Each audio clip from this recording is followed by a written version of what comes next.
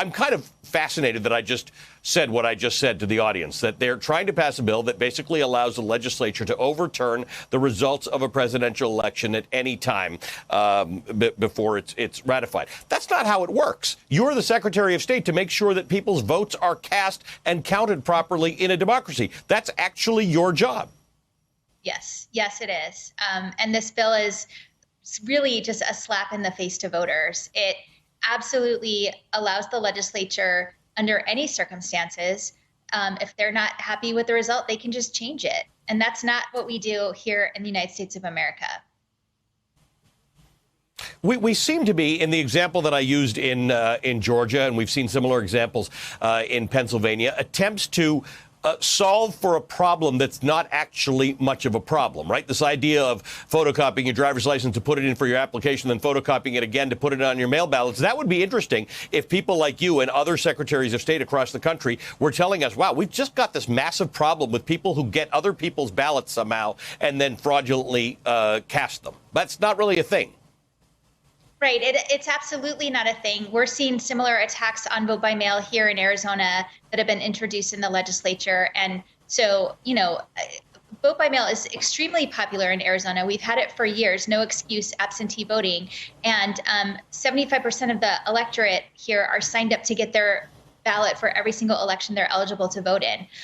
So, you mentioned looking inside themselves and responding to the electorate, and they're doing exactly the opposite by attacking their people's ability to vote.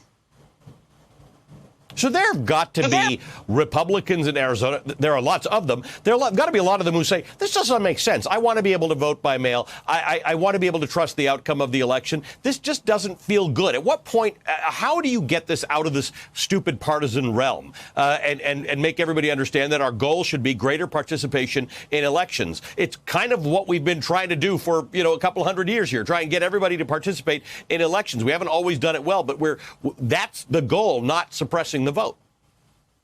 Yeah, I think, unfortunately, those common sense folks aren't necessarily in the legislature.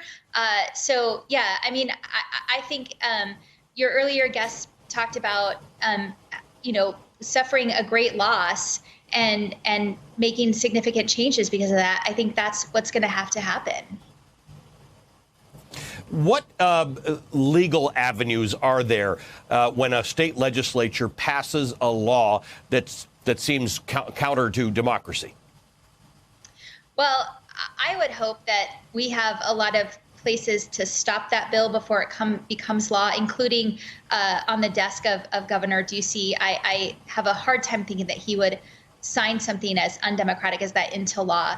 But certainly, if this bill were enacted, you would see a significant legal challenge to block the bill, including a referendum, which would send that bill to the ballot for voters to decide on. And Arizona Democratic Representative Ruben Gallego has said, quote, referendums are expensive, but I will raise the money to kill this democracy-killing bill. Follow this bill. If it passes, we will have 90 days after it is signed into law to collect the necessary signatures to get it on the ballot and then defeat it. So your view, I mean, Doug Ducey, by the way, is getting a Republican, all sorts of pressure from the Republican Party, too. They've censured him. They're calling him some kind of cheat just for the idea that he has said, look, I didn't want Joe Biden to win, but he won, and that's the way the election went for upholding democracy. Yeah, no, I mean, I think the Republican Party is definitely in a fight with their elected leaders right now, some of their elected leaders, Doug Ducey included. So, yeah, I think I don't think he's in a race to appease a lot of these folks right now. Hey, thanks for watching our YouTube channel. You should know that you can follow today's top stories and breaking news and catch up on your favorite MSNBC shows all in one place. Download the NBC News app today.